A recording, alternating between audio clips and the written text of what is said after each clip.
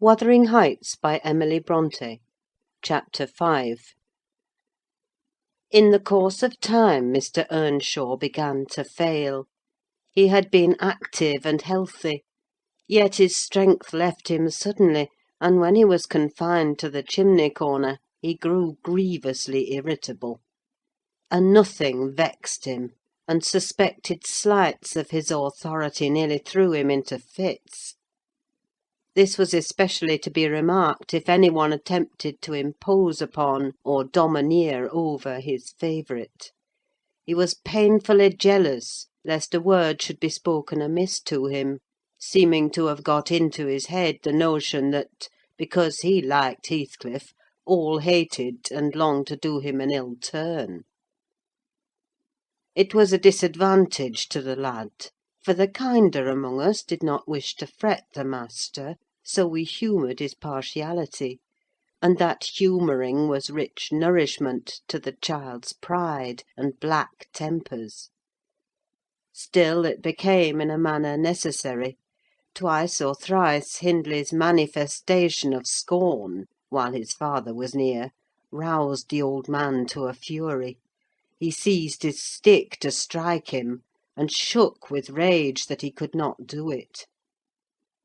At last, our curate—we had a curate then, who made the living answer by teaching the little Lintons and Earnshaws, and farming his bit of land himself—advised that the young man should be sent to college; and Mr. Earnshaw agreed, though with a heavy spirit, for he said, Hindley was naught, and would never thrive as where he wandered.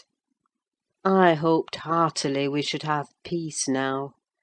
It hurt me to think the master should be made uncomfortable by his own good deed. I fancied the discontent of age and disease arose from his family disagreements, as he would have it that it did. Really, you know, sir, it was in his sinking frame. We might have got on tolerably, notwithstanding, but for two people, Miss Cathy and Joseph, the servant. You saw him, I daresay, up yonder.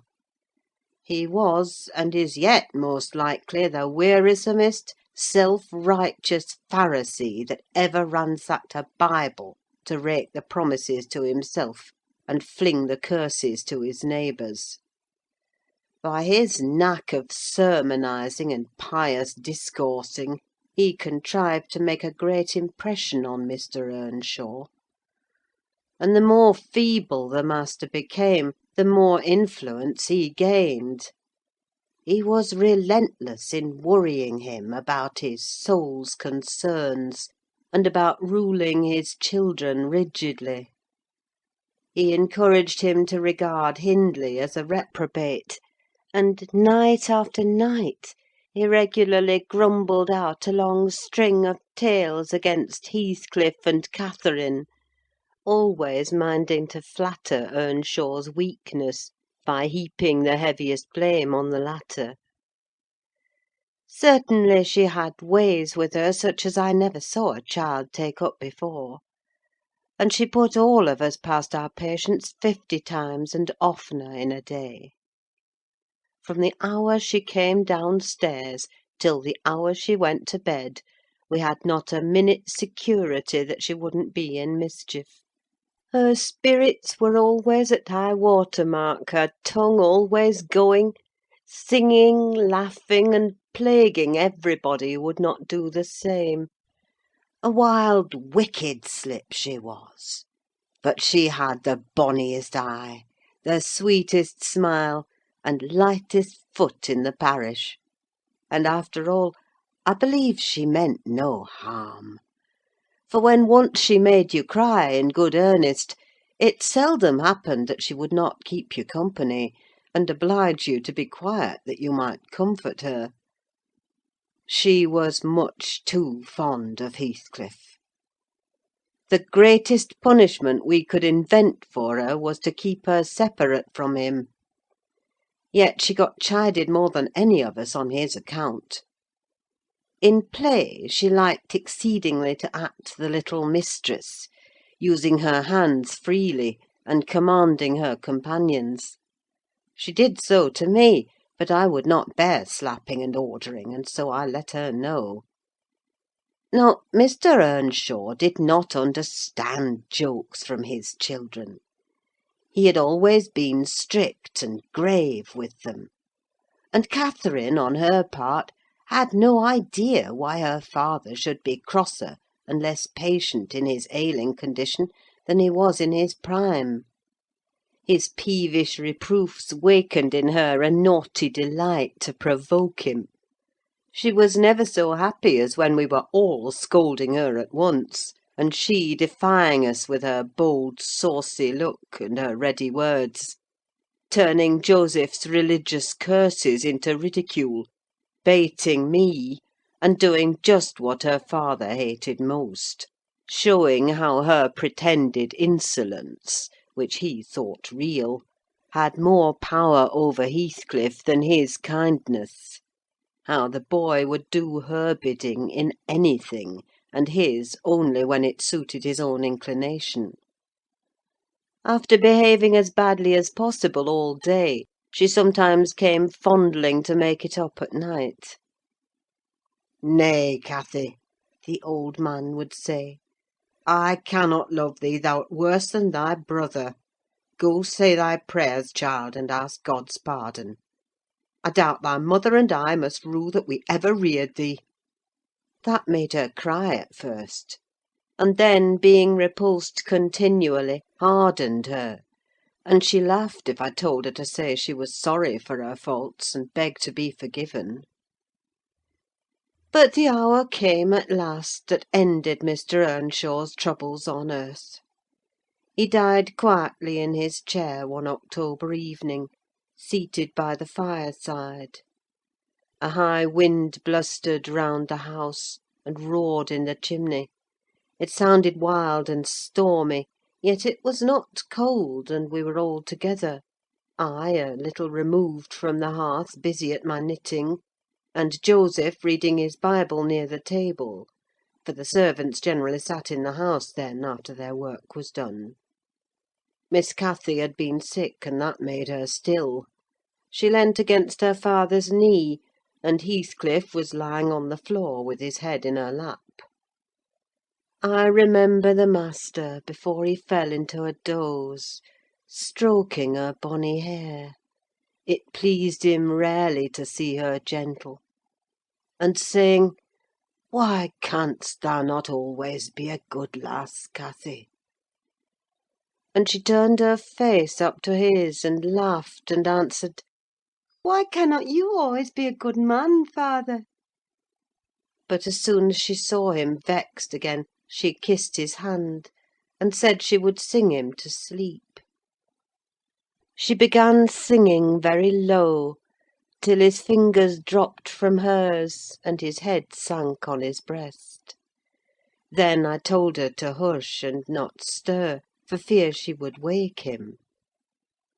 We all kept as mute as mice a full half hour, and should have done so longer, only Joseph, having finished his chapter, got up and said that he must rouse the master for prayers and bed. He stepped forward and called him by name, and touched his shoulder, but he would not move; so he took the candle and looked at him. I thought there was something wrong, as he set down the light, and, seizing the children, each by an arm, whispered them to frame upstairs and make little din: they might pray alone that evening; he had somewhat to do. "I shall bid father good night first," said Catherine, putting her arms round his neck before we could hinder her. The poor thing discovered her loss directly. She screamed out, "Oh, he's dead! Heathcliff, he's dead!" And they both set up a heart-breaking cry. I joined my wail to theirs, loud and bitter; but Joseph asked what we could be thinking of, to roar in that way over a saint in heaven.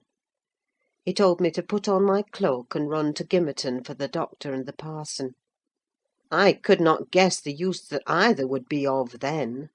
However, I went, through wind and rain, and brought one, the doctor, back with me. The other said he would come in the morning. Leaving Joseph to explain matters, I ran to the children's room. Their door was ajar. I saw they had never lain down, though it was past midnight. But they were calmer, and did not need me to console them. The little souls were comforting each other with better thoughts than I could have hit on. No parson in the world ever pictured heaven so beautifully as they did in their innocent talk.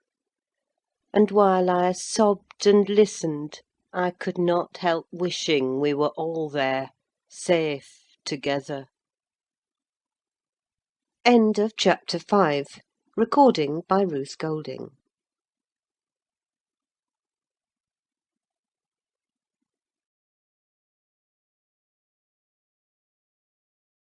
Chapter 6. Mr. Hindley came home to the funeral, and, a thing that amazed us and set the neighbours gossiping right and left, he brought a wife with him. What she was, and where she was born, he never informed us. Probably she had neither money nor name to recommend her, or he would scarcely have kept the union from his father. She was not one that would have disturbed the house much on her own account. Every object she saw, the moment she crossed the threshold, appeared to delight her, and every circumstance that took place about her, except the preparing for the burial and the presence of the mourners. I thought she was half silly, from her behaviour while that went on. She ran into her chamber, and made me come with her, though I should have been dressing the children. And there she sat, shivering and clasping her hands, and asking repeatedly, "Are they gone yet?" Then she began describing with hysterical emotion the effect it produced on her to see black, and started and trembled, and at last fell a-weeping, and when I asked what was the matter, answered she didn't know, but she felt so afraid of dying. I imagined her as little likely to die as myself. She was rather thin, but young and fresh complexioned, and her eyes sparkled as bright as diamonds. I did remark, to be sure, that mounting the stairs made her breathe very quick, that the least sudden noise set her all in a quiver, and that she coughed troublesomely sometimes; but I knew nothing of what these symptoms portended, and had no impulse to sympathise with her. We don't in general take to foreigners here, Mr. Lockwood, unless they take to us first. Young Earnshaw was altered considerably in the 3 years of his absence. He had grown sparer and lost his colour, and spoke and dressed quite differently; and on the very day of his return he told Joseph and me we must thenceforth quarter ourselves in the back kitchen, and leave the house for him. Indeed, he would have carpeted and papered a small spare room for a parlour, but his wife expressed such pleasure at the white floor and huge glowing fireplace, at the pewter dishes and delf case, and dog kennel, and the wide space there was to move about in where they usually sat, that he thought it unnecessary to her comfort, and so dropped the intention. She expressed pleasure, too, at finding a sister among her new acquaintance; and she prattled to Catherine, and kissed her, and ran about with her, and gave her quantities of presents at the beginning.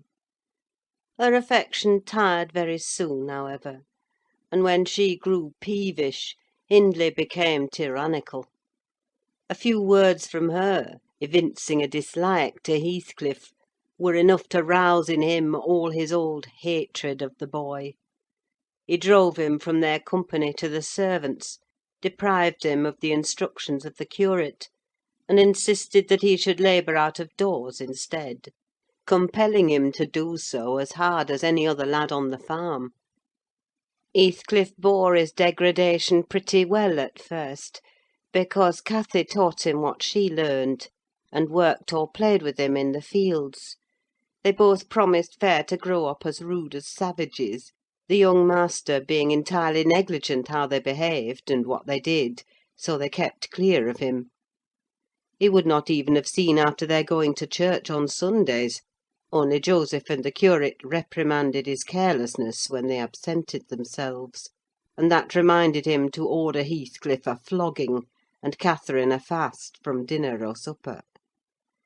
But it was one of their chief amusements to run away to the moors in the morning and remain there all day, and the after punishment grew a mere thing to laugh at. The curate might set as many chapters as he pleased for Catherine to get by heart, and Joseph might thrash Heathcliff till his arm ached. They forgot everything the minute they were together again; at least, the minute they had contrived some naughty plan of revenge.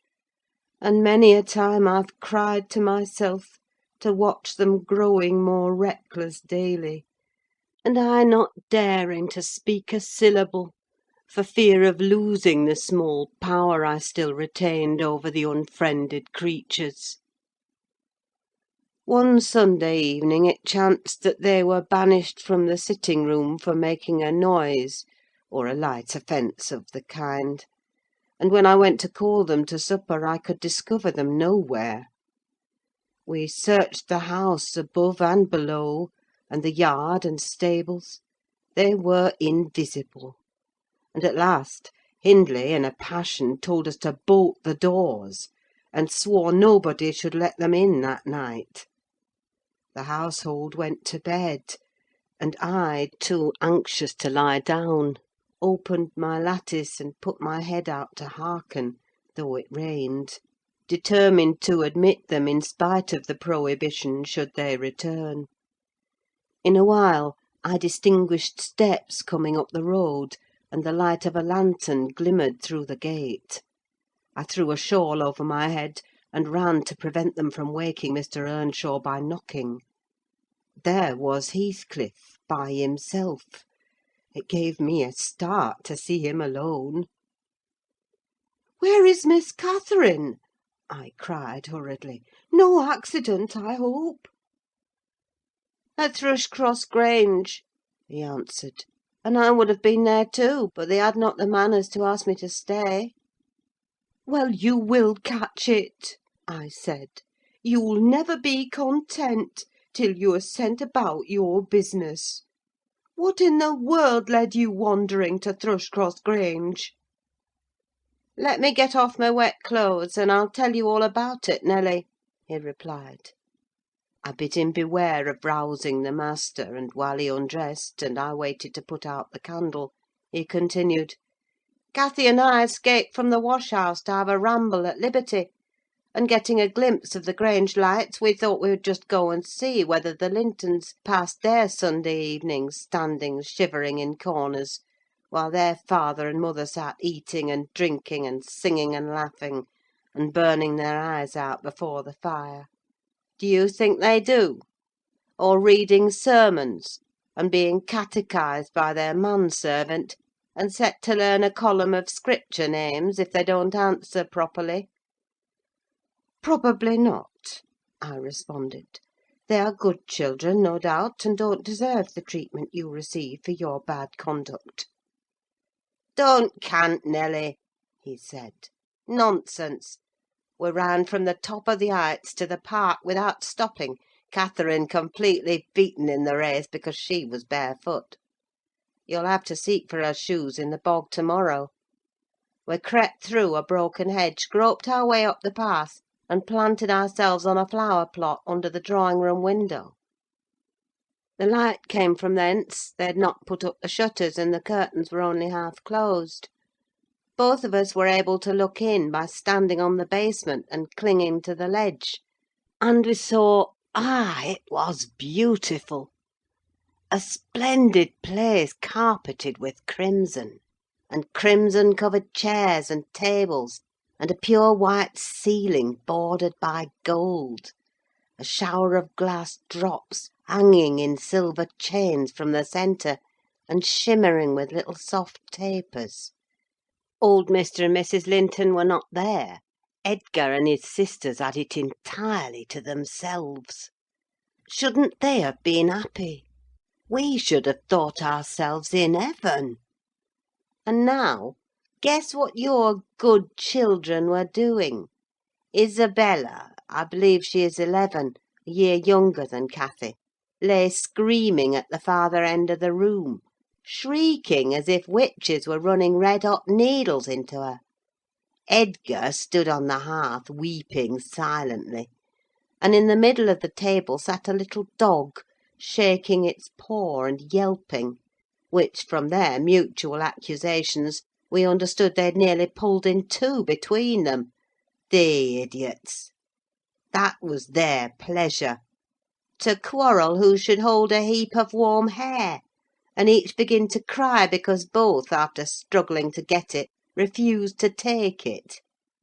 We laughed outright at the petted things, we did despise them. When would you catch me wishing to have what Catherine wanted? Or find us by ourselves, seeking entertainment in yelling and sobbing and rolling on the ground, divided by the whole room? I'd not exchange for 1,000 lives my condition here for Edgar Linton's at Thrushcross Grange; not if I might have the privilege of flinging Joseph off the highest gable, and painting the house front with Hindley's blood. "Hush, hush!" I interrupted. "Still, you have not told me, Heathcliff, how Catherine is left behind." "I told you we laughed," he answered. "The Lintons heard us, and with one accord they shot like arrows to the door. There was silence, and then a cry, 'Oh, mamma, mamma! Oh, papa! Oh, mamma, come here! Oh, papa, oh!' They really did howl out something in that way. We made frightful noises to terrify them still more, and then we dropped off the ledge because somebody was drawing the bars, and we felt we had better flee. I had Cathy by the hand and was urging her on, when all at once she fell down.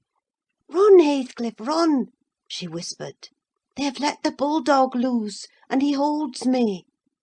The devil had seized her ankle, Nelly.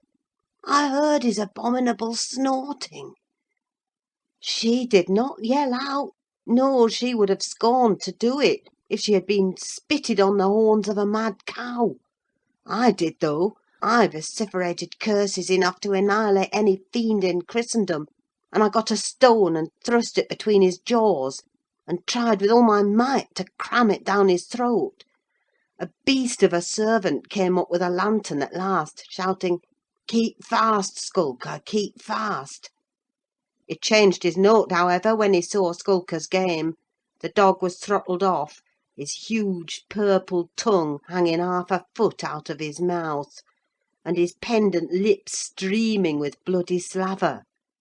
The man took Cathy up.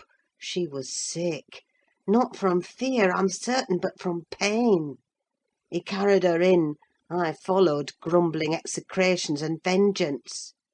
"What pray, Robert?" hallooed Linton from the entrance. "Skulker has caught a little girl, sir," he replied. "And there's a lad here," he added, making a clutch at me, "who looks an out-and-outer. Very like the robbers were for putting them through the window to open the doors to the gang after all were asleep, that they might murder us at their ease. Hold your tongue, you foul-mouthed thief, you! You shall go to the gallows for this. Mr. Linton, sir, don't lay by your gun." "No, no, Robert," said the old fool. "The rascals knew that yesterday was my rent day. They thought to have me cleverly. Come in. I'll furnish them a reception. There, John, fasten the chain. Give Skulker some water, Jenny. To beard a magistrate in his stronghold, and on the Sabbath, too! Where will their insolence stop? Oh, my dear Mary, look here! Don't be afraid, it is but a boy. Yet the villain scowls so plainly in his face, would it not be a kindness to the country to hang him at once, before he shows his nature in acts as well as features?" He pulled me under the chandelier, and Mrs. Linton placed her spectacles on her nose and raised her hands in horror. The cowardly children crept nearer also, Isabella lisping, "Frightful thing! Put him in the cellar, papa. He's exactly like the son of the fortune-teller that stole my tame pheasant. Isn't he, Edgar?" While they examined me, Cathy came round.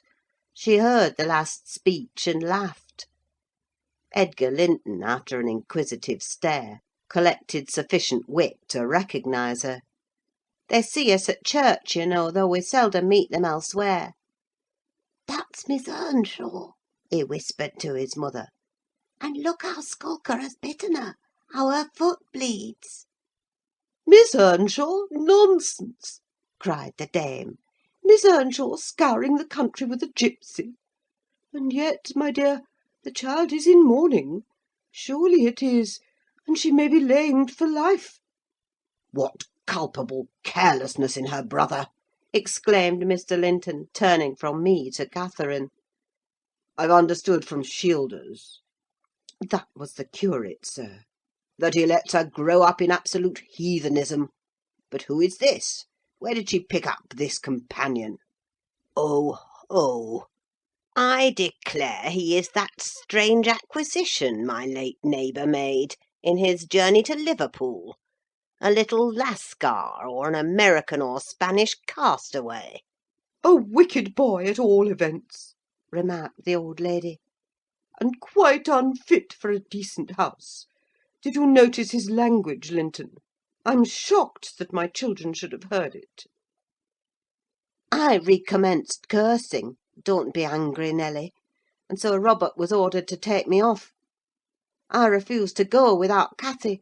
He dragged me into the garden, pushed the lantern into my hand, assured me that Mr. Earnshaw should be informed of my behaviour, and bidding me march directly, secured the door again.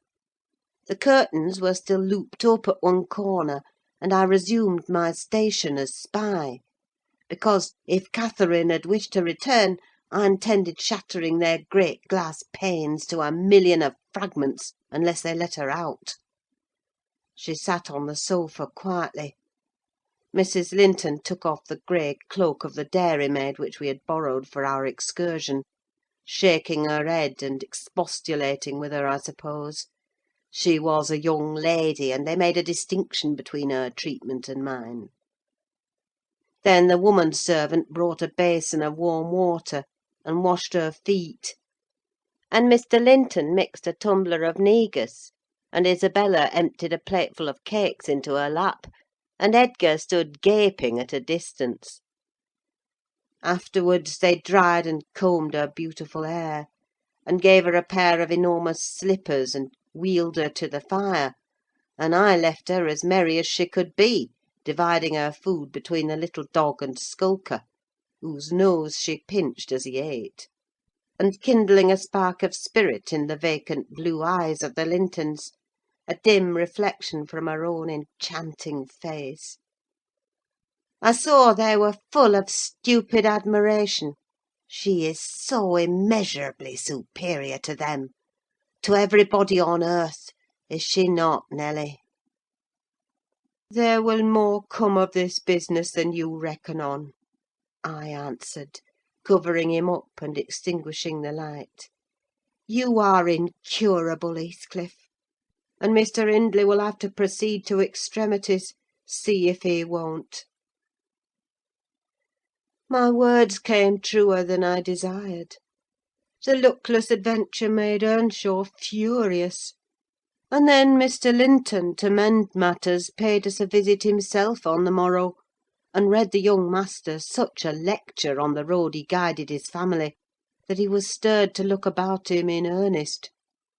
Heathcliff received no flogging, but he was told that the first word he spoke to Miss Catherine should ensure a dismissal; and Mrs. Earnshaw undertook to keep her sister-in-law in due restraint when she returned home, employing art, not force. With force she would have found it impossible. End of chapter 6. Recording by Ruth Golding.